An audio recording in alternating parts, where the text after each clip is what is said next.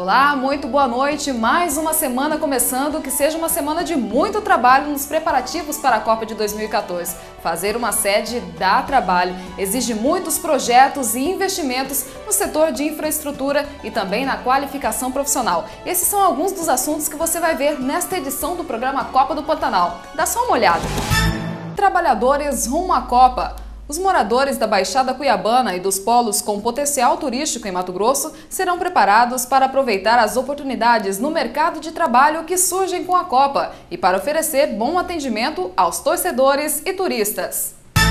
Eles são uma espécie de QG do time de futebol. O comitê organizador da Copa do Mundo da FIFA divulgou uma lista dos potenciais candidatos a centro de treinamento de seleções para a Copa do Mundo de 2014.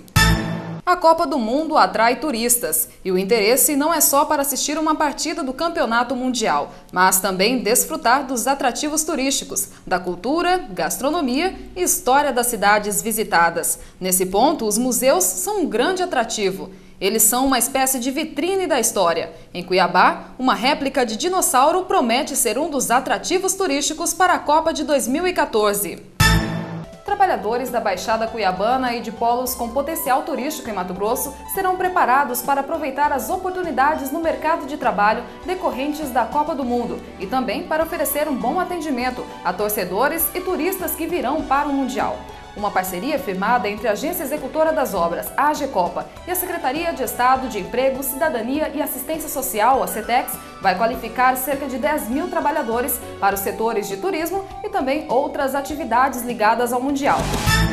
A capacitação profissional e os requisitos necessários aos profissionais de hoje são temas relevantes, tanto do ponto de vista das empresas, que muitas vezes se veem dificuldades em encontrar colaboradores qualificados, quanto do ponto de vista do colaborador, para aumentar suas chances no mercado de trabalho. E isso não é uma questão só de Mato Grosso, é uma questão nacional. A gente tem acompanhado isso, a grande preocupação é o investimento em recursos humanos, o investimento em qualificação. A gente tem visto que a oferta de emprego é cada vez mais, uma presença cada vez maior, a oferta de emprego, e infelizmente nós não temos as pessoas ainda qualificadas. Então isso vem ao encontro dessa proposta de qualificar as pessoas, não só para a Copa do Mundo, mas para poder atender bem o turista aqui em Mato Grosso. No sentido de qualificar os profissionais de turismo, a AGECOPA e a Secretaria de Estado de Trabalho, Emprego, Cidadania e Assistência Social, CETEX, assinaram um termo de cooperação técnica que vai capacitar 10 mil pessoas no estado. O objetivo do convênio é investir no ser humano, porque a AGECOPA não preocupa apenas tão somente na questão da infraestrutura urbana da cidade, no que diz respeito também à consolidação do nosso turismo. E esses 10 milhões é para a qualificação de 10 mil pessoas somente na área do turismo. Eu acho que é muito importante esse convênio porque nós deixamos de lado a questão de obras físicas, na questão da infraestrutura da cidade, na discussão do BRT e do VLT, na melhoria do transporte coletivo, mas para nós consolidarmos o turismo em Mato Grosso, que é importante, temos um grande potencial e muitas vezes não temos as pessoas qualificadas para trabalhar nessa área. Esta parceria tem investimento previsto de 10 milhões de reais para a realização de cursos na Baixada Cuiabana e em outras cidades selecionadas no Plano Estratégico do Turismo. A primeira-dama e secretária da CETEX, Roseli Barbosa, acredita que o momento é de investir em mão de obra qualificada. Nós estamos trabalhando em conjunto com as associações de bairro, com clubes de idosos, com clubes de mães, porque nós queremos fazer com que essa capacitação chegue realmente aos nossos trabalhadores que precisam, às nossas mulheres que precisam, como eu já disse, para que possam ser incluídos nesse mercado de trabalho que está propício e que pede essa mão de obra capacitada. Olha, eu acho que não adianta as grandes obras, não adianta investir na mobilidade urbana, se nós não pensarmos na qualificação profissional dos profissionais que estarão envolvidos na Copa do Mundo. O que nós temos que fazer é a diferença através do atendimento. Nosso povo já é um povo que, por natureza, atende bem, mas precisa se preparar, se qualificar e é um passo muito importante, aliás, decisivo, porque nós estamos a tempo ainda, que a Gecopa dá junto com a Secretaria de Trabalho, Emprego e Cidadania. Olha, esse é só o início das nossas atividades. O que nós queremos é otimizar os recursos públicos com a economia. Uma vez que nós contratamos e conveniamos com a Secretaria de Trabalho, Emprego e Cidadania, significa que nós estamos não utilizando do meio de consultoria ou de qualquer outro custo adicional, porque já há contratações feitas nesse sentido por parte da própria Secretaria de Trabalho, Emprego e Cidadania. Portanto, tudo que nós pudermos fazer no âmbito interno do governo, nós faremos, e aquilo que não for possível, vamos estender e alcançar um número máximo de qualificados para que tenhamos um bom atendimento, tenhamos qualidade na prestação do serviço, não só público, como também na prestação do serviço privado àqueles que aqui visitarão.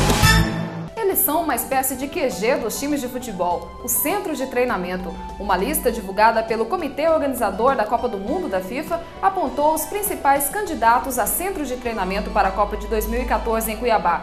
A lista surpreendeu a capital por não apresentar os 4 projetos previstos pela Gecopa para Cuiabá e Várzea Grande. Veja os detalhes. Foram pré-classificados 145 centros de treinamento em 93 cidades brasileiras, ou seja, a lista ainda não foi aprovada definitivamente. Os locais pré-selecionados já foram visitados e atendem aos requisitos básicos como distância para aeroporto, capacidade de pouso para grandes aeronaves e distância para possíveis hotéis oficiais. Mas até julho, esses locais ainda devem receber a visita de técnicos da empresa que presta serviço ao comitê organizador da Copa para concluir as inspeções. A lista surpreendeu Cuiabá pelo fato de não serem incluídos os 4 centros de treinamento indicados pela Agência Executora das Obras da Copa, a Gecopa, apresentados na visita técnica realizada este ano.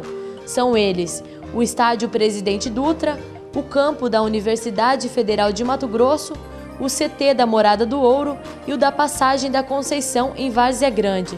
Por outro lado, aparecem Hotel Fazenda Mato Grosso, o Rondon Pantanal Eco Resort e o Estádio Zeca Costa, em Barra do Garças.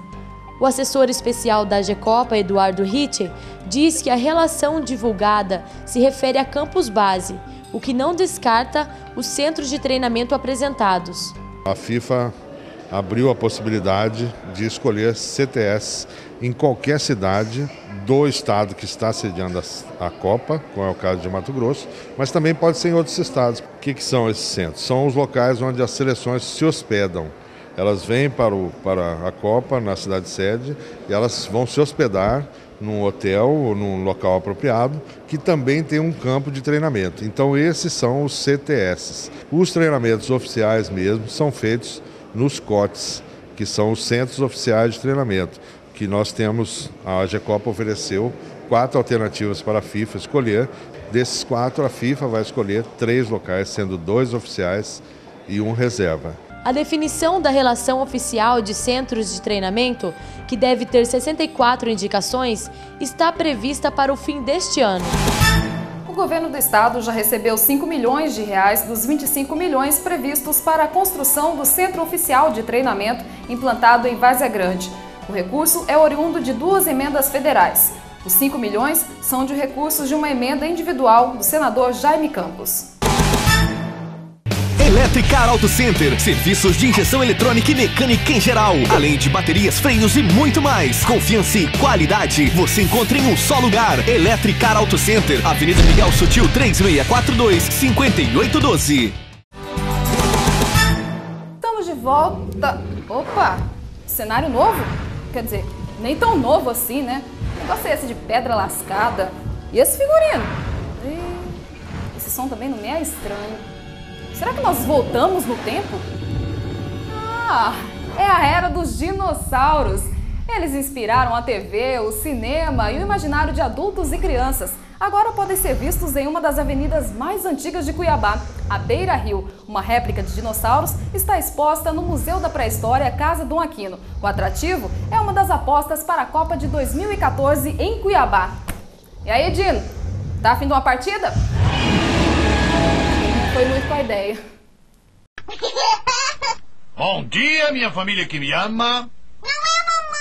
Das telas de cinema e da TV Para o museu, o bichano aí atende pelo nome de Piconemosaurus nevesi, melhor chamá-lo pelo apelido carinhoso de Dino.